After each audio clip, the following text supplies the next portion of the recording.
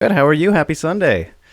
I am good. Thank you. You too. I'm trying to get my phone to be on focus mode for a All right. second so we don't have Okay. anybody interrupting us. No problem. There we go. Awesome. Awesome. So, just how's the new year been treating you so far? How are things overall in life these days? Good. Obviously, the fight camp is in full swing, so that's the biggest focus. I actually got a couple of cuts on me today. I was like, great. Yeah. Got that perfectly for the interview tonight. But fight camp's been going great. Had teammates take some good wins yesterday, so that was pretty awesome to see. Gets me a little bit hyped up too and encouraged and confident, honestly. Gives me a little bit more confidence going into this fight, more than I already had, and I'm excited for it. Really looking forward to it. I've got that. I've got my pickle business I've started Yeah. up, so keeping an eye on that small business as I keep building it. I'll focus even more on it once I'm done with this fight. And then yeah, all my different side stuff too. I work for Hershey. I have my drawings going on, all of it. Awesome. Wow. Very busy. A lot of good momentum going right now and good things, it sounds like. And I want to Yeah. ask you about the pickle stuff real quick, though, because, like, I know it's a new thing, right? But how is it? Was like, is it tough with, I know the end of the year is like always kind of a slow period for businesses, but was it pretty normal, weird? Like, tell me about that.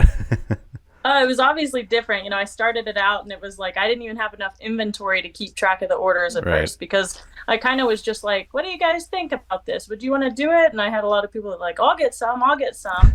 And of course, the first wave is great, right? I have the fans and friends that were like, I'll buy a jar, I'll buy a jar. And I was like, yeah, I don't even have it made yet. Like, give me Yeah, a give me a second second. here. So there was like a 2 week lag at first, right? And so trying to figure out shipping, and I had a couple jars bust, because UPS people and stuff don't Yes. care about anything, and so I had to figure that out. And now that I have that kind of squared away, I figured out the jars that I need, the shipping supplies that keep everything safe, and then of course my recipes down to a point, and my website going.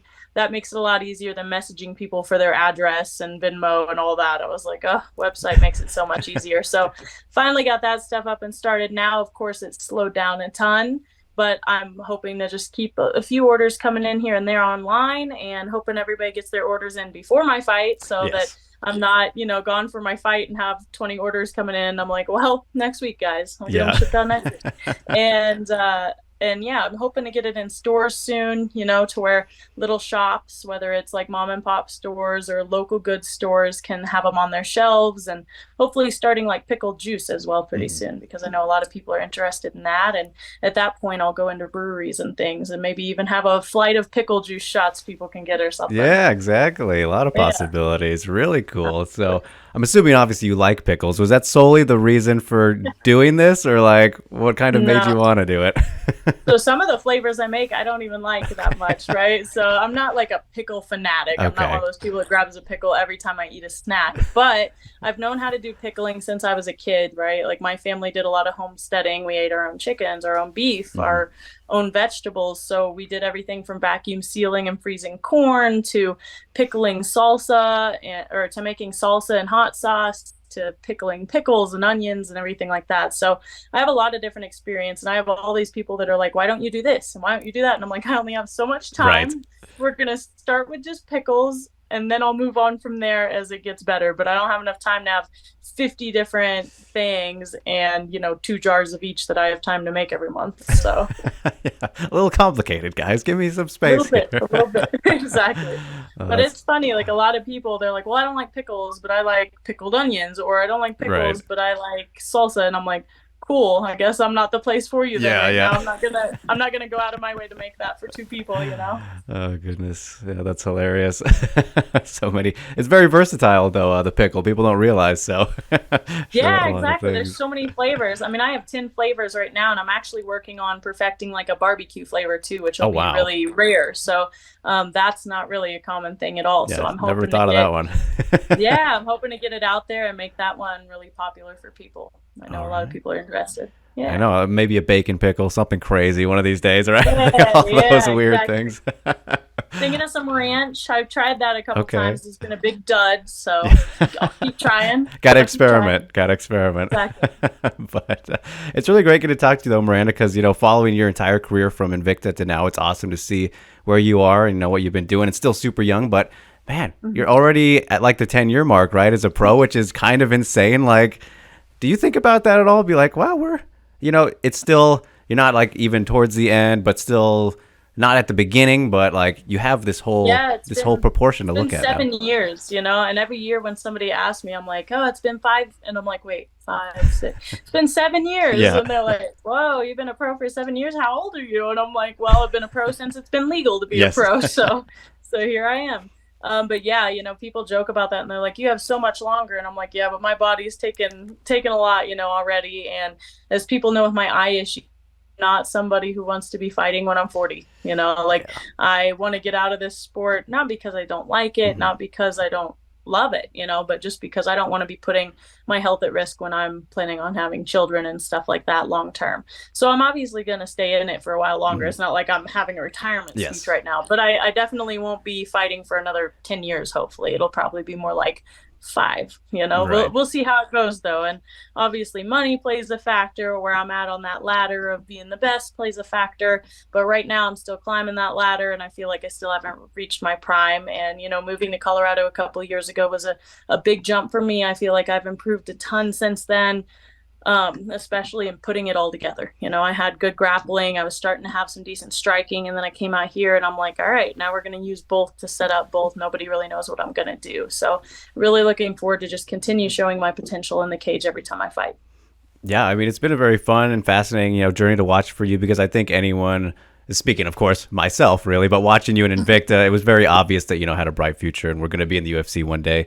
But then it's like you started off where everybody kind of caught on to that, like as you were signing, like there was all this hype around you, and got the winning streak going and putting it together, and then unfortunately kind of dies down after the losses. But in a way, though, I'm curious, like, was that relieving it all because of how much kind of was put on you pretty quickly to get in the UFC? No, because for me, I always put more pressure on myself than anyone can ever put on me, whether it's the haters on social media or coaches or family or whatever else. I'm always really hard on myself. So obviously, I take the losses very hard.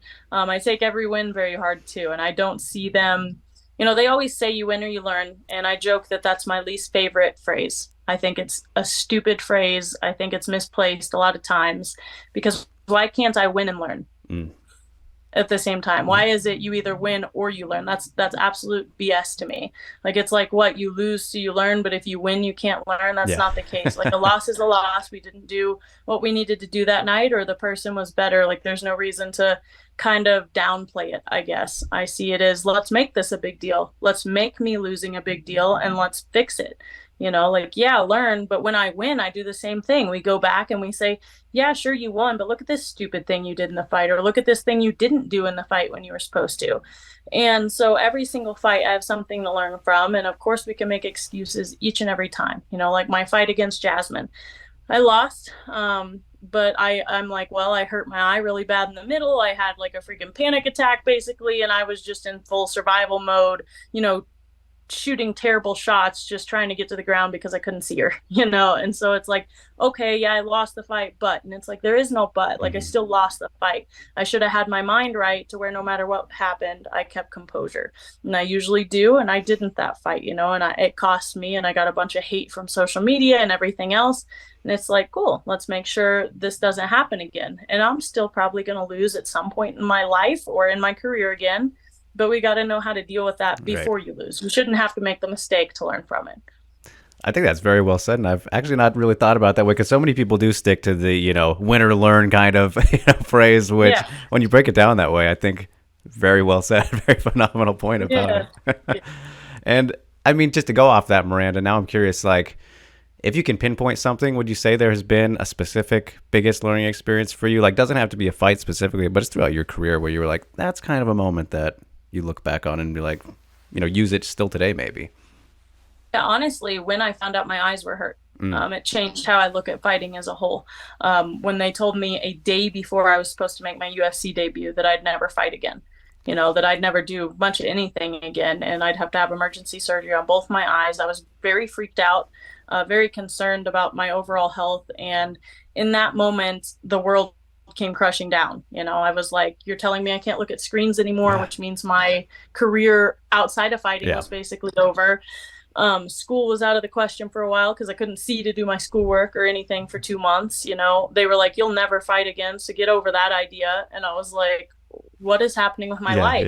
yeah. And two of the surgeons that I went to were like, you won't be able to have kids without risking your vision because of the pressure on your eyes. And I was Wow. like, what? So like everything was kind of stolen from me in a few days of time in my mind, right? Mm-hmm. And then I finally found somebody that made that not the case. She had done surgeries on kids before and was like, I have a surgery that will work for you. We're going to do this certain procedure. And obviously, my retinas are okay now. Mm-hmm. They're still high risk, Yeah. but I'm fine to fight. I'm very careful with them in training. And I do what I can to stay safe and healthy with them. But in that few days, it's like you learn to not take it for granted. Not just the fighting, but life in general, but specifically in fighting, it's like every second I'm in there, I'm grateful I have the opportunity to be in there. Every second I'm in there, I'm like, wow, all this could have went away like that. And the people who are like, oh, I'm the best and da da da and get like cocky, I'm like, you better be careful Yeah. or something's gonna sit you on your ass and you'll never be able to say that again. Like go in there with a heart of gratefulness, but also be confident in your abilities. But for me, it kind of changed my whole outlook of let me go in there and do the best I can because any minute it could be over. But also realizing this isn't all of who I am, Mm-hmm. that this isn't Miranda Maverick. She's not just a fighter, Right. and you can get enveloped in that where you're just like, this is all I have in life. And it's like, that's complete nonsense. Like my family wasn't going to love me any less Yeah. because I had eyes like that. My school didn't care. And no one cared that actually like had anything to do with my life other than that. And even my coaches, if they were good, weren't going to care about that aspect of, well, she's not fighting anymore because she got hurt, she can go F herself. Yeah, yeah. And it's like, no, that's not how it works. And I think a lot of fighters get way too wrapped up in their actual career journey instead of their journey in life and their potential that they have, not just in the sport. And that's why we see a lot of fighters that just have no future after they get Mm-hmm. done fighting. They don't have anything else going for them because they never set up their life. They were never sat down and told, what else do you have? What else are you planning in your life? This is a young man, young woman's sport. You're going to be done with this in 15 years, Mm-hmm. find something else. And it's really sad to kind of watch a lot of older fighters who retire and become assistant coaches at their local gym, Yeah. you know. Yeah. Oh, well, as somebody who's absolutely horrified of like eye stuff, that's just crazy to me and makes me cringe thinking about it. So props to you for getting through that and being where you are now. Like I'm like legally blind, so I have contacts in right now. But do you have to deal with that? Do you have like glasses or anything, or is it not so I much wear vision?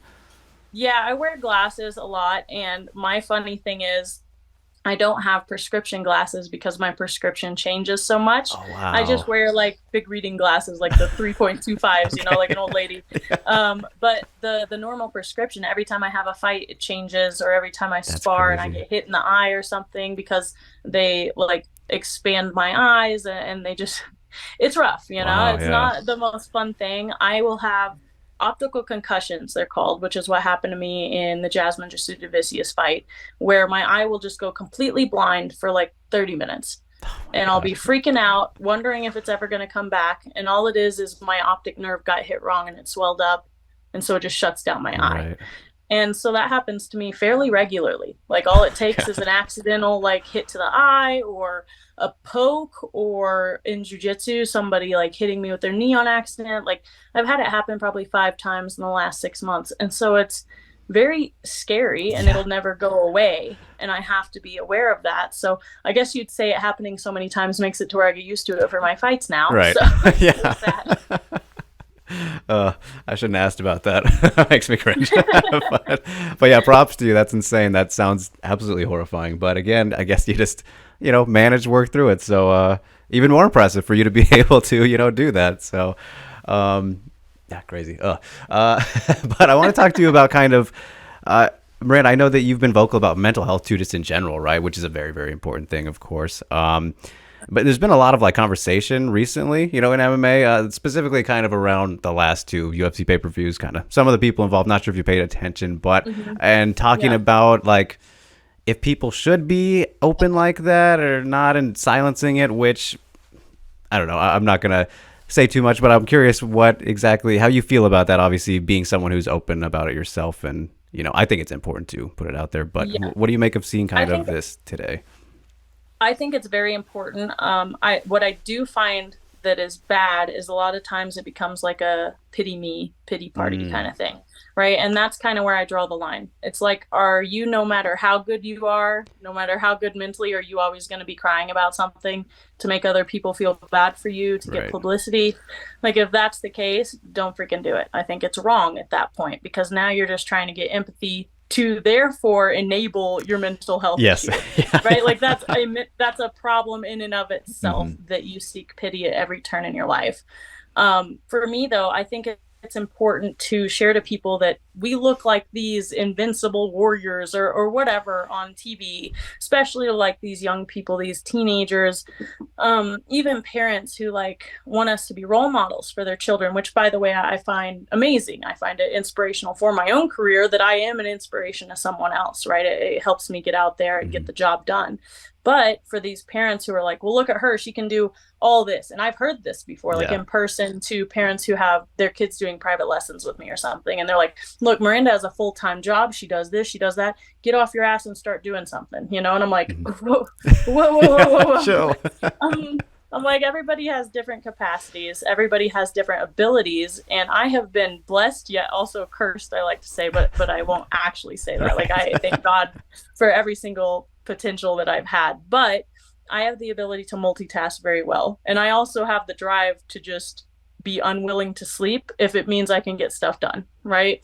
Where that's not for everyone, and not everyone can do that. Yeah. And there's some days where I just sit down and want to cry all day, you know, like we all have those days too. And so I try to make it obvious to people that, look, I'm not this perfect little ball of joy that sometimes it may look like on social media, or that interviews may portray sometimes, or whatever else. Like, I've had problems with panic attacks in the past. I get stressed, obviously, like I do a lot of things. And sometimes it can be very overwhelming and stressful, especially when it just feels like I'm not getting anywhere, right? I'm Hmm. just rolling my tires in the mud and I'm stuck, and I'll have the panic attacks or stressful and high anxiety days. And I'm like, I don't want people to feel alone in that, Hmm. especially when I lived alone and when I was going through my teenage years and early 20s, like trying to get through grad school while also working a full-time job, while also training full-time and trying to get in the UFC, while also being completely away from my family and any support system. And for me, it was just so overwhelming some days. And I was like, what is my life coming to? This isn't anything I had planned for myself. Will I ever reach the goals I had? My family's not even around. They don't even see what I'm doing, yet they expect me to do this and this and this. And I'm letting everyone around me down. I'm an absolute failure. And I start going like down this, Right. and then, the next day, maybe I'm back up here again. But we all have this. And for some people, that down there is way worse than for others, Hmm. right? Sometimes it's a panic attack. Sometimes it's suicidal thoughts. Sometimes it actually enacts to that, right? Hmm. And it's got to be stopped. We all need somebody to talk to. And the whole adage of, well, pull up your bootstraps and get to it. Now, I believe in that Hmm. to a certain extent, right? Like I said with the pity party. Yeah. Cool if, your animal died and you're crying about it for 10 days, you have your grief period, you have a sad time, you have your mental illness time, and then you got to get back up. Hmm. You got to find a root of you for your why. You've got to figure out your why, you've got to figure out your purpose, and maybe that purpose is to just make it happen that day, to just stay alive that day. Maybe that's the little purpose. But if your purpose is like, I'm going to reach the moon today and tomorrow and the next Yeah. day, like, you get a little bit out there. And I'm very guilty of that. That's where kind of my Hard whole not to thing be. roots from. Yeah, hard not to be. So, yeah, that's kind of where I stand on it, is talk about it, especially if we're in these quote unquote celebrity Hmm. positions. I want people to know the truth of my life. I want people to know me, not know some persona that I put out there to get paid more. Like, if I'm going to be what I think is morally right, what I think is by God's standards, doing what I want to do in life, and am able to show people the downs and the ups, I think I've done my job. I love that, Miranda. I'm feeling very inspired and motivated now, so you might have another career awaiting ahead of you. All right. All right. I can run through a wall now. I love that. But of course, let's talk about the upcoming fight, though, a little bit. A big one here with fellow Invicta alum. Of course, Andrea KG Bealey had a good run back in the day there as well. I'm sure you're familiar with her, probably watched her when you guys were in Invicta together. But, like, what do you make of this matchup? Are you surprised it didn't happen back then? Just what are we thinking about this one? Yeah, so she was actually quite ahead of me in Invicta. I remember she was getting up there for the title fight and all that when I was like sitting in the crowd after Shannon had signed me and invited me to one to check it out. And I remember watching Andrea and being like, whoa, she's a Hmm. savage, and being like, that's cool. And then by the time I got in there, she was at the top and then getting into the UFC. So I've kind of watched her journey, and I like to say that she's like 3 years ahead of me, right? Hmm. Like she just keeps staying Yeah. ahead, and I'm like, oh, I'll catch you. I'll catch you eventually. Yeah. And here I am, and we're acquaintances. I'm not like best friends with her, but I'm also not like, oh, I want to beat up Andrea. Like, Right. that's not it. I'm really cool with Andrea. We've even trained before in Vegas when I think Aspen was getting ready for a fight, and she had me and Andrea come down.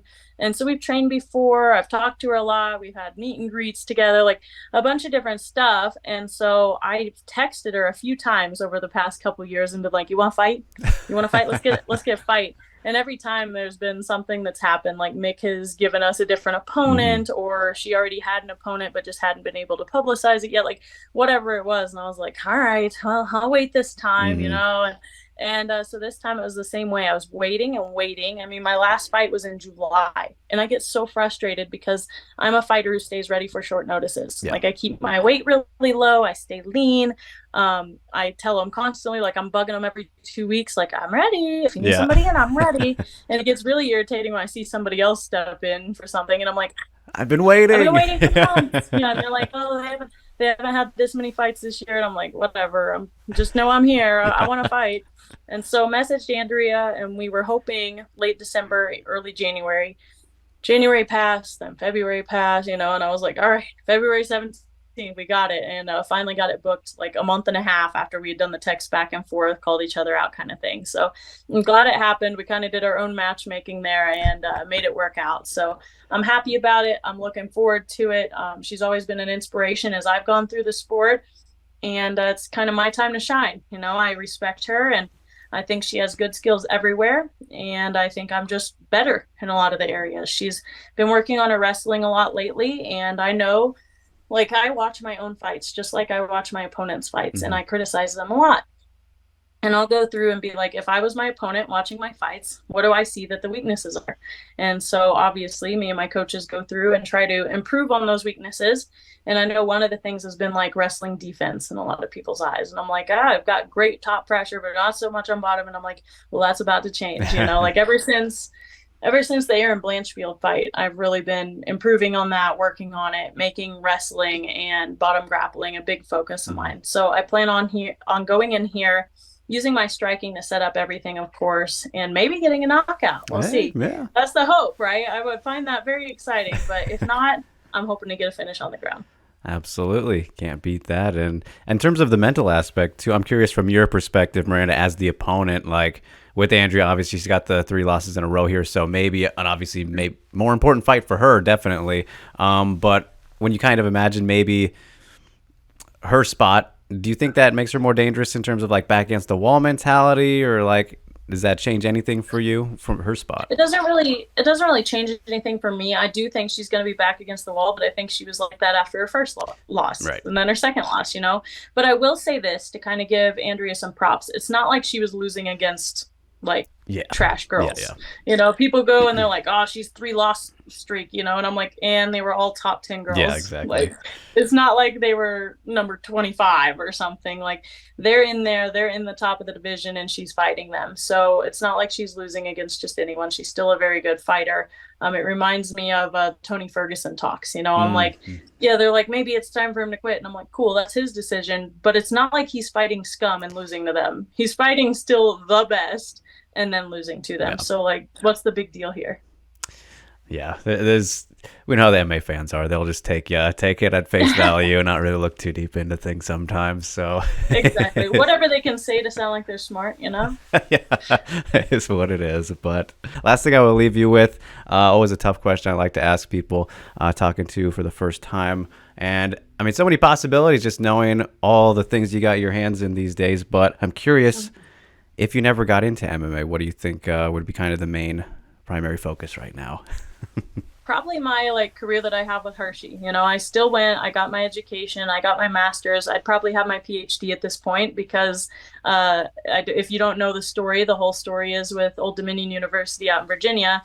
They gave me an ultimatum. You can either do MMA or you can do your doctorate. We're not supporting you for MMA. And I was like, wow. Even though I was keeping up grades, keeping up everything, it was a very discriminatory based thing. I was going to take it legal, but it was like I was going to lose. It's against a private university, and the person who makes the decisions was my own professor. And basically, they were like, we don't feel like you're focusing enough on school. And I'm like, how, considering I have better grades than like 85% of my peers, and you also gave me like the award for top teaching assistant. So wait a minute. How does that make any sense, right? And it's like I've been doing both things since I've ever started MMA. But if MMA wasn't a thing, I definitely would have gotten me a PhD, would have still went into industrial psychology, would be consulting career decisions right now, whether it be for big business or doing something like I am now, which is I work for the Hershey company, like the actual chocolate company, and I do data analytics for them slash statistics. So that's kind of what I do. And I think I'd just be a little bit higher up in that division right now. Yes, and a little more bored and not punching people. And yeah, exactly. But I would be back at home in Missouri, living on the ranch already. So that's one thing that MMA has taken me away from, is kind of family. And I kind of look forward to getting back there and living life the way that I always dreamed back on the ranch. All right. Well, there we go. It'll come when it comes, right? And we got plenty of things to look forward to and be excited about in the meantime for a big 2024, Miranda. So wish you the best of luck with the fight coming up. I appreciate you taking the time so much. It was great getting to chat with you. And, we're excited to watch the rest of your career unfold. So thanks so much again. And hope you have a great rest of your Sunday night here. Thanks again especially on the weekend day. But yeah, I'll just give everybody my little pitch if you don't mind. Yes, please do. Please do. You guys make sure to watch February 17th, Anaheim, California versus Andrea Lee at UFC 298. Also, if you guys want to support, you can check out my gear all the way from t-shirts to hats to autographed pictures, even autographed like base card collector cards. If you guys are interested, at fearthemaverick.net. And you guys can go follow me on all the social media at fearthemaverick too. And if you want some pickles, check out my pickle business at prowlerpickles.com. There we go. True businesswoman. Good stuff. All right, Miranda, I'll let you get on with it. Thank you so much. Appreciate it. Have a good night. Bye.